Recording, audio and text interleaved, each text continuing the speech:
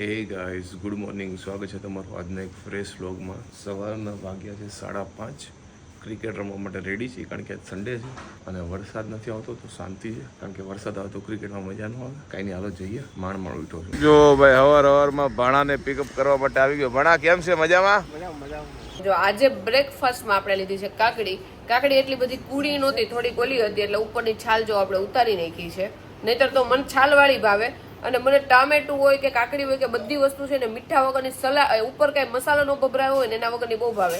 Like કોબીનું કાચું salad હોય ને તો એ મને કાચું બહુ જ ભાવે, મીઠા વગર કે એવું બધું નાખ્યા વગર.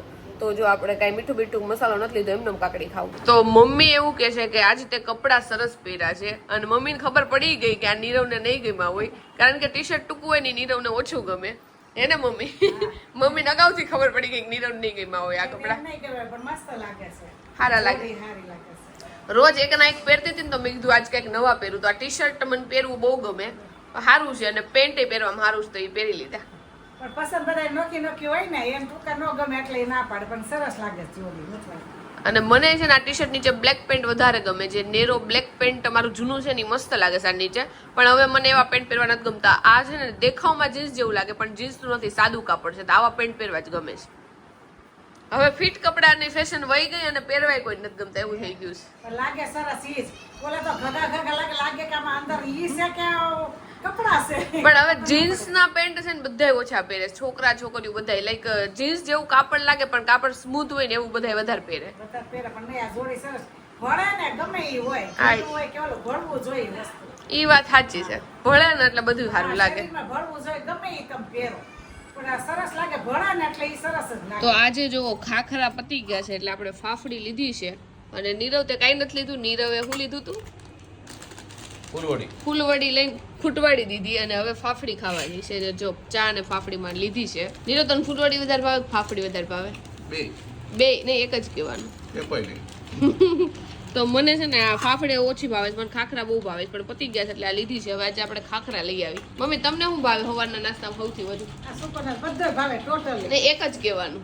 એક તો બીજું તો હું આમાં ગણવું. કેટલો આટલો બધો નાસ્તો છે જેમાંથી એક વસ્તુ સૌથી વધુ હું ભાવે. એટલે એ તો આમ કેવા માત્ર નાસ્તો કરતો હોય ને હવાર, એટલે ફાફડી ગાંઠિયા જી હોય ને હાલી જાય. ફાફડી ગાંઠિયા ભાવે એમ? ખાઈ લે. મને લાગે તમને આ ગાજર આ સેવ બહુ ભાવતી છે, કારણ કે આવી સેવ તમે પત્યન તરત લઈ આવો છો. એટલે ગાજર સેવ એ હારી, આમ તેલ વાળી ને એવી ન હોય, ખારું ન હોય એમાં, એટલે ઓકે. તો આજે જો આપણે હવારમાં ચા બનાવીને નીરવ હાટું એની હારવાર જ છે ને કુકર મૂકી દીધું હતું, અને કુકરમાં આપણે દાળ ભાત અને બટેકા ત્રણેય વસ્તુ બાફવા મૂક્યા છે, કારણ કે આજે બાફેલા બટેકાનું શાક બનવાનું છે. તો જો અત્યારે ચડાવવા મૂકી દીધું છે, જે ચડતા કારણ કે એને વાર લાગશે. જો હાવ એટલે હાવ ધીમા ગેસે ચડાવી એટલે છે ને લાઈક બળી ન જાય, આપણી દાળ છે ને ઉકળીને ઉપર ન આવી જાય, એટલા માટે. તો આજે દાળ ભાતનું એનું કુકર મૂકીને જ આવીશું, એટલે છે ને આપણે લાઈક નીચે થોડાક મોડા જાઉં તોય હાલશે. તો વિચારું છું કે આજે નીરવની ઓફિસ છે ને એકદમ ચકાચક સાફ કરી નાખી, કારણ કે એમાં થોડો વધારે ટાઈમ જાય. ખાચા ખૂચરી હોય ને તો એને છે ને બધું આપણે લુઈ બુઈને એમાં વાર થોડી ઘણી લાગે, એટલે મેં આજ બધું લુવાનું ને એવું કામ કરવું છે. નીરવે મને કીધું છે કે 5-10 મિનિટ પછી આવજે, તો મેં કઈ ને ત્યાં સુધી આપણા રૂમમાં કચા પોતા કરી નાખીને પછી એની ઓફિસમાં આપણે જઈએ સાફ સુફ કરવા માટે. તો જો દાળ આપણે ઉકળવા માટે મૂકી દીધી છે, બાફેલા બટેકાનું શાક વઘારવા માટે તેલ મૂકી દીધું છે, આની અંદર આપણા લોટ છે ને મેં બાંધી નાખ્યો છે, અને મમ્મીએ જો આજે મરચા બનાવ્યા છે ખાવા માટે.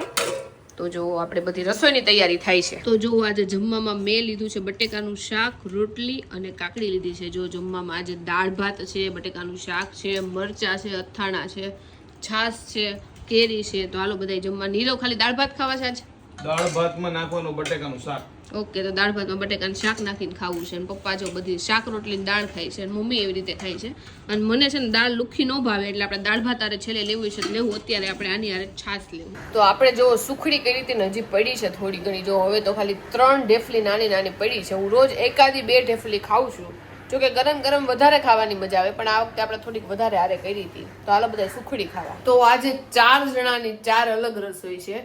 મને આજે જરીક પેટમાં દુખે છે, ખબર નહીં બપોર બટેકાનું શાક ખાધું હશે એટલે, કે તો એમને દુખતું હશે, એટલે મેં કીધું મારે ભાખરી અત્યારે નથી ખાવી. બપોરના જરીક દાળ ભાત પડ્યા છે પણ મારે ઠંડુ નથી ખાવું, એટલે મારી માટે જો મેં ખીચડી ઓયરી છે. સેવ ટમેટાનું શાક કરવાનું છે મમ્મી પપ્પા હાટું, અને નીરવ હાટું કરવાનું છે દહીં વઘારેલું. તો દહીં વઘારેલું, ભાખરી, રોટલો અને ખીચડી, એટલી વસ્તુ, 4 જણાની 4 અલગ અલગ વસ્તુ આજ બને. આજ મેનુમાં આટલી વસ્તુ છે, બોલો. અને મને આજે આમ ખીચડી ખાવાની ઈચ્છા હતી એકદમ, અને આજ મારે એકલીને જ ખાવાની છે, એટલે બધા જરીક જરીક ખાય, પણ સ્પેશિયલી મારા હાટું જ બનાવું છું ને, તો એકદમ ઢીલી હોય ની ટાઈપની ખીચડી બનાવું છું. નીરવ, હા ખીચડી ખાઈ લઈશ તું?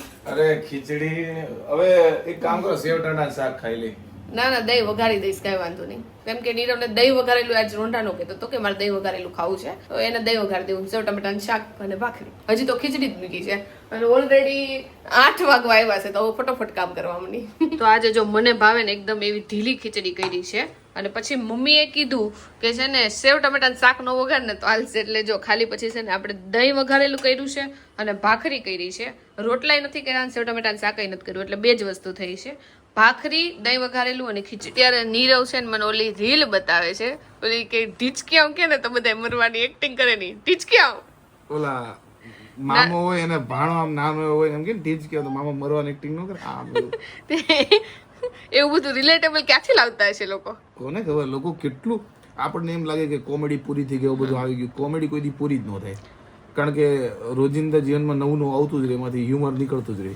આપણી જ રીલ હું જોતી હોય ને જૂની, હા. તો એમાંય મને એવું લાગે કેટલું રિલેટેબલ હોય. એમ એટલે જ આપણે એવી સ્ક્રિપ્ટ લખીએ છીએ. તને એ બધા એક્સપિરિયન્સ ક્યાંથી? તું તો છોકરી નથી. હું સાચું કહું ને, કોઈ બી અમારી રીલ જો ને બધું અમારા ખુદના એક્સપિરિયન્સ ઉપરથી જ હોય. ટીચક્યાઓ